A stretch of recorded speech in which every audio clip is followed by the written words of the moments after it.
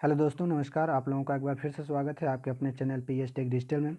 Friends, आज की video में हम लोग जूनियर सुपर टेट के अंतर्गत जियोग्राफी का प्रैक्टिस सेट हम लोग हल करेंगे। और ये प्रैक्टिस सेट आपका 11 होगा, जो कि आपका जियोग्राफी का प्रश्न होंगे इसमें सभी। तो चलिए वीडियो को स्टार्ट करते हैं और देखते हैं आज की जियोग्राफी का प्रैक्टिस सेट। तो फ्रेंड्स, इससे पहले हम लोगों ने 1 से 100 तक के प्रश्नों को देख लिया था। उसके आगे के प्रश्नों को देखेंगे जिसमें हमारा होगा 101 से। तो चलिए 101 का प्रश्न देखते हैं और प्रश्न देखते हैं 101 क्या कह रहा है। प्रश्न नंबर 101 कह रहा है कि चांदी का सबसे बड़ा उत्पादक देश है। तो चांदी का सबसे बड़ा उत्पादक देश कौन सा है? पेरू है। ठीक है, कौन सा? पेरू चांदी के उत्पादन में सबसे आगे है। अगला प्रश्न देखिए, कह रहा है कि प्रश्न नंबर 102 विश्व का सबसे बड़ा यूरेनियम उत्पादक देश है। तो यूरेनियम के उत्पादन में सबसे बड़ा हमारा कनाडा। ठीक है, सबसे पहले आता है कजाकिस्तान, जो कि ऑप्शन में नहीं है। इसके बाद आता है कनाडा। तो देखिए, कनाडा ऑप्शन में दिया है तो हमारा कनाडा राइट आंसर हो जाएगा। ठीक है, ऑप्शन ए। अगला प्रश्न देखिए, प्रश्न नंबर 103 नंबर का प्रश्न देखिए, कह रहा है विश्व में पवन ऊर्जा का सबसे बड़ा उत्पादक देश है। तो फ्रेंड्स, पवन ऊर्जा जो कि आपके हवाओं के द्वारा जो ऊर्जा उत्पादन करने वाला जो देश सबसे प्रथम है वो आपका यूएसए है, यानी कि संयुक्त राज्य अमेरिका। तो ऑप्शन इसका ए राइट आंसर हो जाएगा, यूएसए। अगला प्रश्न देखिए, प्रश्न नंबर 104 नंबर का प्रश्न कह रहा है कि विश्व का सबसे बड़ा कोयला उत्पादक देश है। तो कोयले के उत्पादन में जो चाइना है, यानी कि चीन, सबसे नंबर 1 है। तो ऑप्शन बी राइट आंसर हो जाएगा। चीन, कोयले के उत्पादन में चीन सर्वप्रथम नंबर 1 पे है, ऑप्शन बी। अगला प्रश्न देखिए, प्रश्न नंबर 105 नंबर का प्रश्न कह रहा है संसार की सबसे महत्वपूर्ण जहाजी नहर है। तो जहाजी नहर जो विश्व में सबसे महत्वपूर्ण नहर है वे आपकी कौन सी है? स्वेज नहर है। इन चार ऑप्शनों में आपकी स्वेज नहर है। इसकी जो लंबाई है आपके 120, ठीक है, 120.1111 मील है। यदि किलोमीटर में इसे देखा जाए तो 193.30 किलोमीटर है। और ये जो स्वेज नहर है यह आपके भूमध्य सागर को लाल सागर से भी जोड़ती है। तो ऑप्शन ए इसका राइट आंसर हो जाएगा 105 का।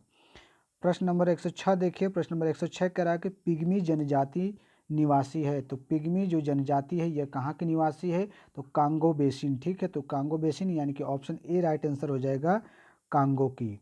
अगला प्रश्न देखिए, प्रश्न नंबर 107 का प्रश्न देखिए, प्रश्न नंबर 107 देखिए, कह रहा है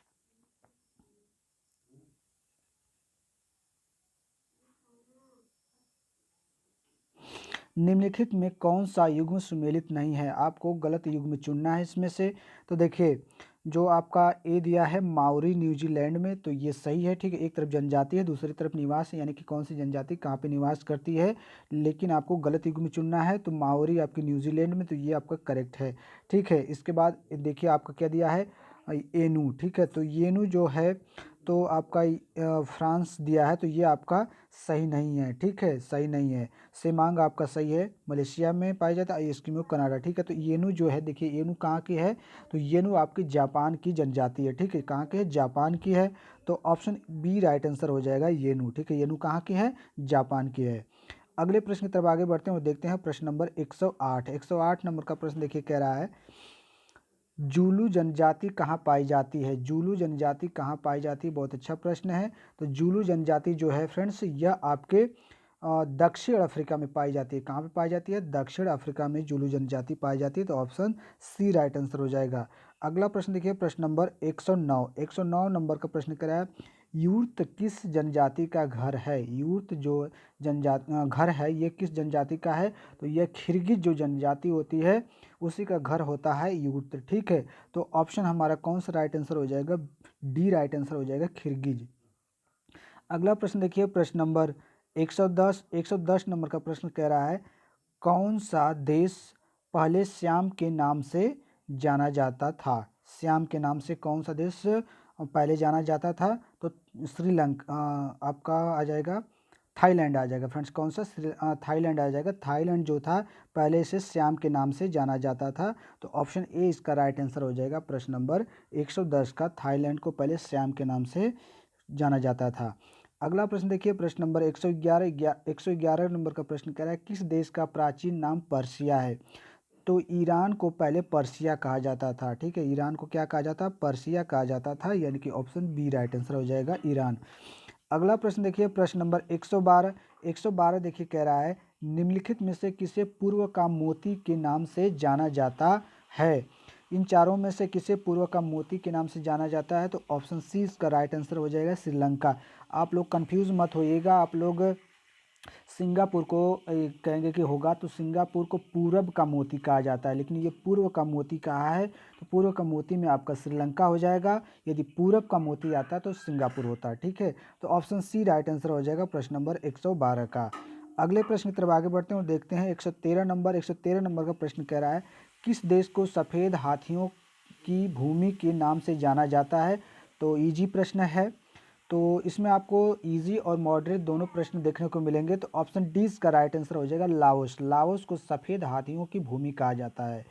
अगला प्रश्न देखिए, प्रश्न नंबर 114 नंबर का प्रश्न कह रहा है उगते सूर्य का देश निम्न में से किसे कहा जाता है।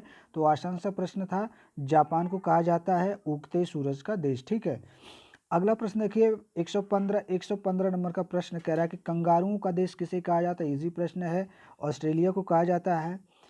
अगला प्रश्न देखिए, प्रश्न नंबर 114 देखिए कह रहा है उगते सूर्य का देश निम्न में से किसे कहा जाता है।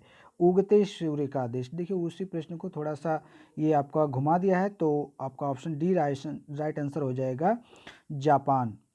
अगले प्रश्न की तरफ आगे बढ़ते हैं और देखते हैं हम लोग प्रश्न नंबर 115 नंबर का प्रश्न कर रहा है कंगारुओं का देश किसे कहा जाता है। फ्रेंड्स वही प्रश्न थोड़ा सा रिपीट हो गया है, इसमें भी ऑस्ट्रेलिया हो जाएगा। अगले प्रश्न की तरफ आगे बढ़ते हैं और देखते हैं 116 नंबर का प्रश्न कह रहा है 7 पहाड़ियों का नगर किसे माना जाता है। तो 7 पहाड़ियों का जो नगर होता है फ्रेंड्स किसे माना जाता है, तो इसका जो राइट आंसर हो जाएगा आपका ऑप्शन इसमें से ए हो जाएगा रोम। ठीक है, रोम को 7 पहाड़ियों का नगर भी कहा जाता है, तो ऑप्शन ए राइट आंसर हो जाएगा रोम। अगले प्रश्न की तरफ आगे बढ़ते हैं और देखते हैं 117 नंबर का प्रश्न क्या है फारबिडन सिटी के उपनाम से कौन जाना जाता है।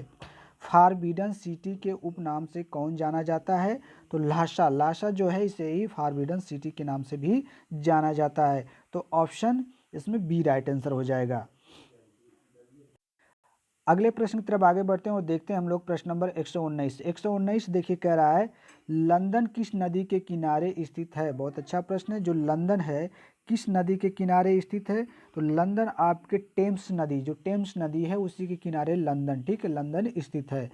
अगला प्रश्न देखिए प्रश्न नंबर 120 देखिए कह रहा है विश्व का सबसे बड़ा डेल्टा है। तो फ्रेंड्स विश्व का सबसे बड़ा डेल्टा कौन है। गंगा ब्रह्मपुत्र नदी का जो डेल्टा है ये विश्व का सबसे बड़ा डेल्टा है, तो ऑप्शन सी इसका राइट आंसर हो जाएगा गंगा ब्रह्मपुत्र नदी का डेल्टा। अगला प्रश्न देखिए प्रश्न नंबर 121 देखिए कह रहा है विश्व की सबसे व्यस्त व्यापारिक नदी कौन सी है। तो राइन नदी है सबसे व्यस्त व्यापारिक नदी, तो ऑप्शन ए राइट आंसर हो जाएगा। 122 नंबर का प्रश्न देखिए कह रहा है विश्व का सबसे बड़ा पार्क कहाँ अवस्थित है, यानी संसार में सबसे बड़ा जो पार्क है वो किस देश में है, तो यह है आपके कनाडा में है। कहाँ पे है, कनाडा में है। कौन सा पार्क है, वुड बफेलो नेशनल पार्क जो है कनाडा में सबसे बड़ा ये पार्क है, तो ऑप्शन बी राइट आंसर हो जाएगा। अगला प्रश्न देखिए प्रश्न नंबर 123 कह रहा है कि सवाना घास का मैदान कहाँ पाया जाता है। बहुत अच्छा प्रश्न है, तो सवाना घास का मैदान आपके अफ्रीका में पाया जाता है, तो ऑप्शन सी राइट आंसर हो जाएगा अफ्रीका। अगला प्रश्न देखिए 124 देखिए कह रहा है वेल्ड घास का मैदान कहाँ पाया जाता है। देखिए वेल्ड को कहीं कहीं वेल्डस देखने को मिल जाएगा, तो वो एक ही है वेल्ड या वेल्डस। तो यह कहाँ पे पाया जाता है, तो ये आपके दक्षिणी अफ्रीका में पाया जाता है घास का मैदान वेल्ड। ठीक है, तो ऑप्शन इसका बी राइट आंसर हो जाएगा। अगला प्रश्न देखिए प्रश्न नंबर 125 नंबर का प्रश्न देखिए कह रहा है निम्नलिखित में से कौन सा युग्म सुमेलित नहीं है। ठीक है, आपको कौन सा युग्म सुमेलित नहीं है उसको बताना है। तो देखिए एक तरफ आपको घास दिया है, घास का मैदान, दूसरी तरफ प्राप्ति स्थल दिया है, तो इसमें कौन सा सुमेलित नहीं है वही आपको बताना है। प्रश्न नंबर है ये आपका ये कौन सा 125। ठीक है, 125 का आपको राइट आंसर चुनना है, तो देख लेते हैं। तो ये देखिए आपका दिया है ऑस्ट्रेलिया डाउन्स दिया है ऑस्ट्रेलिया में, तो ये बिल्कुल सही है। पंपास अर्जेंटीना दिया है, ये भी सही है। और प्रियरी दिया है यूएसए, तो ये भी सही है। स्टेपी दिया है भारत, तो ये आपका गलत है। स्टेपी यूरेशिया, ठीक है, यूरेशिया की घास का मैदान है। तो ऑप्शन हमारा डी राइट आंसर हो जाएगा, स्टेपी भारत जो दिया है, ठीक है। अगला प्रश्न देखते हैं हम लोग, प्रश्न नंबर 126। 126 कह रहा है विश्व का सबसे बड़ा प्रायद्वीप है। प्रायद्वीप की बात आ रही है, विश्व का सबसे बड़ा प्रायद्वीप कौन सा है? तो इसका जो राइट आंसर हो जाएगा, इंडोनेशिया जो है विश्व का सबसे बड़ा प्रायद्वीप है। तो ऑप्शन सी राइट आंसर हो जाएगा, इंडोनेशिया। अगला प्रश्न देखिए, प्रश्न नंबर 127। 127 कह रहा है चक्रवात के केंद्र में होता है। तो चक्रवात के केंद्र में क्या होता है, किस प्रकार का दाब होता है? तो चक्रवात का जब आता है तो उसके केंद्र में निम्न दाब होता है। कौन सा निम्न दाब होता है? तो ऑप्शन ए राइट आंसर हो जाएगा। 128 कह रहा है पेट्रोलियम एवं कोयला किन चट्टानों में पाया जाता है। इजी प्रश्न, जो अवसाद होते हैं उन्हीं के माध्यम से तो पेट्रोल और कोयला बनते हैं। तो ऑप्शन बी राइट आंसर हो जाएगा, अवसादी। अगला प्रश्न देखिए, प्रश्न नंबर 129 देखिए कह रहा है विश्व में रेशमी वस्त्र विश्व में रेशमी वस्त्र का सबसे बड़ा उत्पादक देश है। जो रेशम का वस्त्र होता है तो सबसे ज़्यादा उत्पादन करने वाला देश कौन सा है? तो चाइना यानी कि चीन। चीन में सबसे ज़्यादा रेशमी वस्त्र उत्पादन होता है। तो ऑप्शन डी राइट आंसर हो जाएगा, चीन। अगला प्रश्न देखिए, 130 कह रहा है कि मानचित्र पर वायुदाब की समान स्थिति दर्शाने वाली रेखाएं क्या कहलाती हैं? तो आइसोबार कहलाती हैं। वे रेखाएं क्या कहलाती हैं? आइसोबार, यानी कि ऑप्शन बी राइट आंसर हो जाएगा, आइसोबार। अगला प्रश्न देखिए, प्रश्न नंबर 131 देखिए कह रहा है भारत का क्षेत्रफल संपूर्ण विश्व के क्षेत्रफल का कितना प्रतिशत है? 131। तो भारत का जो क्षेत्रफल है पूरे विश्व की बात की जाएगी तो उसमें उसका स्थान आता है 2.42%। कितना आता है? 2.42%, जो कि ऑप्शन ए में है। तो ऑप्शन ए राइट आंसर हो जाएगा, 2.42%। 132 नंबर का प्रश्न देखिए कह रहा है क्षेत्रफल की दृष्टि से भारत का विश्व में स्थान है। आसान प्रश्न, 7वां नंबर है। जनसंख्या के माने में दूसरा, क्षेत्रफल के माने में 7वां है, लेकिन जनसंख्या के माने में दूसरा। पहले नंबर पे चाइना। अगला प्रश्न देखिए, प्रश्न नंबर 133 देखिए कह रहा है भारत की स्थलीय सीमा की लंबाई कितनी है? स्थलीय सीमा की बात आएगी भारत की तो ये 15,200 किलोमीटर, ठीक है। भारत की जो स्थलीय सीमा है उसकी लंबाई 15,200 किलोमीटर तक है। तो ऑप्शन सी राइट आंसर हो जाएगा। अगला प्रश्न देखिए, 134 देखिए कह रहा है द्वीपों सहित भारत के तट रेखा की लंबाई कितनी है? द्वीपों सहित भारत की तट रेखा की लंबाई यदि आपको बताना होगा तो इसमें आपका 7,516.5 किलोमीटर है, ठीक है। कितना? 7,516.5 किलोमीटर तक लंबाई है भारत में द्वीपों को यदि काउंट कर लेते हैं। तो ऑप्शन डी राइट आंसर हो जाएगा, 7,516.5 किलोमीटर। अगला प्रश्न देखिए, प्रश्न नंबर 135 देखिए कह रहा है कर्क रेखा भारत के किन राज्यों से होकर गुजरती है? कर्क रेखा भारत के किन राज्यों से होकर गुजरती है? तो कर्क रेखा जो है यह आपके 8 राज्यों से होकर गुजरती है। कितने? 8 राज्यों से होकर गुजरती है, यानी कि ऑप्शन बी राइट आंसर हो जाएगा। इजी प्रश्न था। अगला प्रश्न देखिए, प्रश्न नंबर 136 नंबर का प्रश्न देखिए कह रहा है भारतीय मानक समय एवं ग्रीनविच समय में अंतर है। भारतीय मानक समय और ग्रीनविच, ठीक है, और उसके समय में कितना का अंतर है? तो ऑप्शन ए इसका राइट आंसर हो जाएगा प्लस, यानी कि प्लस मतलब आगे, ठीक है, आगे इसको कह सकते हैं 5 सही 1/2 घंटे, यानी कि 5.5 घंटे आगे है, ठीक है। कितना? 5.5 घंटे आगे है। तो ऑप्शन ए इसका राइट आंसर हो जाएगा प्लस 5 सही 1/2 घंटे। अगला प्रश्न देखिए, प्रश्न नंबर 137 देखिए कह रहा है भारतीय मानक समय आधारित है। तो भारतीय मानक समय आधारित है, ये इजी प्रश्न है। तो कितना है? 80 डिग्री 30 मिनट पूर्व देशांतर पर। तो ऑप्शन सी इसका राइट आंसर हो जाएगा, 80 डिग्री 30 मिनट पूर्व देशांतर पर। अगला प्रश्न देखिए, प्रश्न नंबर 138 देखिए कह रहा है भारतीय राज्यों में किस राज्य की सबसे अधिक लंबाई तटरेखा है? तो भारतीय राज्य में जो गुजरात है इसकी जो तट रेखा है सबसे अधिक है। तो ऑप्शन डी राइट आंसर हो जाएगा, गुजरात। अगला प्रश्न देखिए, 139 कह रहा है क्षेत्रफल की दृष्टि से भारत का सबसे बड़ा राज्य है। तो क्षेत्रफल की दृष्टि से भारत का सबसे बड़ा राज्य राजस्थान है। कौन सा है? राजस्थान है, यानी कि ऑप्शन बी राइट आंसर हो जाएगा। अगला प्रश्न देखिए, 140 140 देखिए कह रहा है भारत की प्रादेशिक जल सीमा समुद्र तट से कितने समुद्री मील की दूरी तक है। बहुत अच्छा प्रश्न है। तो 140 का जो राइट आंसर होगा फ्रेंड्स आपका ऑप्शन इसमें ए हो जाएगा 12 मील। ठीक है, कितना हो जाएगा 12 मील हो जाएगा ऑप्शन ए। अगला प्रश्न देखिए 141 141 देखिए कह रहा है कर्क रेखा निम्नलिखित में से किस राज्य से होकर नहीं गुजरती है। तो कर्क रेखा आपकी जो है इसमें देखिए त्रिपुरा से भी होकर गुजरती है, मिजोरम से भी, झारखंड से, लेकिन उड़ीसा से होकर नहीं गुजरती है। तो ऑप्शन इसका राइट आंसर ए हो जाएगा उड़ीसा। अगला प्रश्न देखिए प्रश्न नंबर 142 142 कह रहा है भारत का दक्षिणतम स्थान इंदिरा पॉइंट कहाँ स्थित है। ठीक है, दक्षिणम जो भारत का जो दक्षिणी पॉइंट है उसे क्या कहते हैं, इंदिरा पॉइंट कहा जाता है। तो यह कहाँ है, तो यह आपके अंडमान निकोबार जो द्वीप समूह है वहीं पे स्थित है इंदिरा पॉइंट। तो ऑप्शन सी राइट आंसर हो जाएगा अंडमान निकोबार द्वीप समूह। अगला प्रश्न देखिए 143 कह रहा है डंकन पास अवस्थित है। तो डंकन पास अवस्थित कहाँ पे है फ्रेंड्स, डंकन पास आपके दक्षिणी अंडमान एवं छोटा जो अंडमान है वहीं पर अवस्थित है आपका डंकन पास। तो ऑप्शन सी राइट आंसर हो जाएगा दक्षिणी अंडमान एवं छोटा अंडमान। अगला प्रश्न देखिए प्रश्न नंबर 144 देखिए कह रहा है लक्षद्वीप समूह के द्वीपों की उत्पत्ति निम्नलिखित में से किस प्रकार हुई है। तो जो लक्षद्वीप समूह है उसकी उत्पत्ति इन चारों में से किस प्रकार से हुई है। तो उसकी उत्पत्ति जो प्रवाल भित्ति होती है, प्रवाल भित्ति जानते होंगे, ठीक है, क्या है, उन्हें मूंगा भी कहा जाता है। ठीक है, मूंगा की चट्टानें, उसी के फलस्वरूप आपके लक्ष्य जो द्वीप समूह है उसकी उत्पत्ति हुई है, यानी कि ऑप्शन सी राइट आंसर हो जाएगा प्रवाल की उत्पत्ति से। अगला प्रश्न देखिए 145 देखिए क्या कह रहा है भारतीय क्षेत्र में स्थित दो ज्वालामुखी द्वीप हैं। भारतीय क्षेत्र में स्थित दो ज्वालामुखी कौन कौन से द्वीप हैं।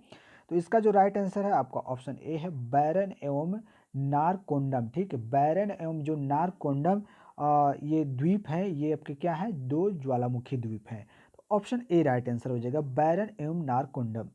अगला प्रश्न देखिए 146 देखिए कह रहा है किस भारतीय राज्य की सीमा सर्वाधिक राज्यों की सीमा को स्पर्श करती है। तो उत्तर प्रदेश, आसान प्रश्न है, उत्तर प्रदेश की जो सीमा है अधिक स्टेट को क्या करती है, टच करती है। तो ऑप्शन डी राइट आंसर हो जाएगा। अगला प्रश्न देखिए प्रश्न नंबर 147 देखिए कह रहा है भारत का अनन्य, ठीक है, भारत का अनन्य आर्थिक क्षेत्र जिसे शॉर्ट में अंग्रेजी में क्या कहा जाता है ईईजी का विस्तार कितना है। तो देखिए अनन्य जो भारत का अनन्य आर्थिक क्षेत्र का विस्तार है ये आपका 200 समुद्री मील तक है। और देखिए जो ईईजी है इसका फुल फॉर्म क्या होता है अंग्रेजी में, तो एक्सक्लूसिव इकोनॉमिक जोन। ठीक है, क्या का होता है इसका full form, exclusive economic zone होता है आपके ईईजी का फुल फॉर्म। ठीक है, तो जिसे हिंदी में क्या कहा जाता है अनन्य आर्थिक क्षेत्र, इसका विस्तार कितना है तो 200 समुद्री मील तक है। तो ऑप्शन बी राइट आंसर हो जाएगा 200 समुद्री मील तक। अगला प्रश्न देखिए 148 देखिए कह रहा है भारत का सर्वोच्च पर्वत शिखर है। तो भारत का सर्वोच्च पर्वत शिखर कौन है, गार्डविन आस्टिन। ठीक है, तो गार्डविन आस्टिन K2 जो है ये भारत का सर्वोच्च पर्वत शिखर है। तो ऑप्शन ए राइट आंसर हो जाएगा। अगला प्रश्न देखिए 149 देखिए क्या कह रहा है 149 कह रहा है कि भारत में हिमालय श्रेणी का सर्वोच्च शिखर कंचनजंगा किस राज्य में ये स्थित है। जो कंचनजंगा पर्वत शिखर सर्वोच्च पर्वत शिखर है ये कहाँ पे स्थित है, तो ये आपके जो सिक्किम राज्य है वहाँ पे है। तो ऑप्शन सी राइट आंसर हो जाएगा सिक्किम। आखिरी प्रश्न देखिए आखिरी प्रश्न 150 नंबर का प्रश्न देखिए क्या कह रहा है। आखिरी प्रश्न कह रहा है निम्नलिखित में से कौन सा युग्म सुमेलित नहीं है। ठीक है, आपको बताना है इन चारों में से, एक तरफ आपके दर्रे दिए हैं, एक तरफ आपका अवस्थिति यानी कि किस जगह पर वह स्थित है। तो देखिए जोजिला आपका जम्मू कश्मीर दिया है तो ये आपका राइट है। बारालाचा आपका हिमाचल प्रदेश दिया है, ये भी आपका राइट है। ठीक है, तो ये भी आपका राइट है। और क्या है ये लिपुलेख जो दिया है ये भी राइट उत्तराखंड में है, बिल्कुल सही है। बोमडीला जो है ये आपका सिक्किम में नहीं बल्कि हिमाचल प्रदेश में है। ठीक है, बोमडीला जो दर्रा है ये आपके सिक्किम में नहीं बल्कि हिमाचल प्रदेश में है। तो यही हमारा राइट आंसर हो जाएगा। ठीक है, ये हमारा सुमेलित नहीं हो रहा है तो यही हमारा राइट आंसर ऑप्शन डी। तो इस वीडियो में हम लोगों ने जूनियर सुपर टेट के अंतर्गत भूगोल का प्रैक्टिस सेट हमने किया जिसमें 50 प्रश्नों को लिया था, काफ़ी अच्छे प्रश्न थे। तो इस वीडियो में बस इतना ही, अगले वीडियो में तब तक वेट करते हैं। थैंक यू, धन्यवाद।